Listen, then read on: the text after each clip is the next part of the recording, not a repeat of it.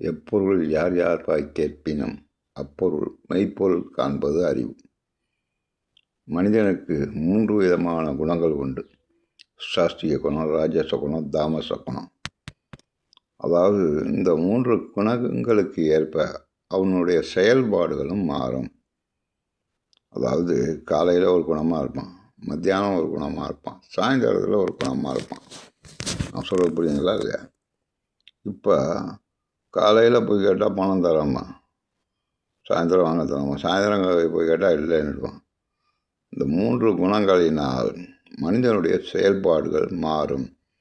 நல்லவன் வாயாலே கெட்ட சொற்களும், கெட்டவன் வாயாலே நல்ல சொற்களும். ஏன்டா அப்படி நடக்குதுன்னு கேட்டால், மனிதன் 3 முக்கியமான குணவயப்பட்டவன். அதனால தான் சொன்னார், எப்பொருள் யார் யார் வாய் கேட்பினும் அப்பொருள் மெய்ப்பொருள் காண்பது அறிவு. அவன் எந்த நேரத்தில் எப்போ